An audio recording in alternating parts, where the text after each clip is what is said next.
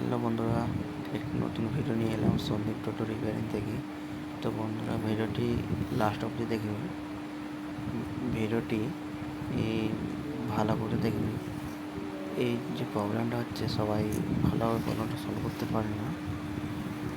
এটা হচ্ছে একটি ইয়াকুসা কোম্পানি পেছনে যে হাফ বিএলডিসির হাফ মোটর আছে, এটা তো টায়ারটাতে এটা বিটগুলো ফুলে গেছে। যখন গাড়ি চলে এটার প্রবলেম হচ্ছে, যখন গাড়িটা চলে এই ফুল অবস্থায়, তো গাড়িটা আপ ডাউন পেছনটা লাফায় গাড়িটা। তো এই যে টায়ারের বিটগুলো মাঝে সাঝে সেখানে ফুলে গেছে, গর্ত হয়ে আছে। তো এটা প্রবলেম হচ্ছে এই কারণে আছে, গাড়িটা লাফায়।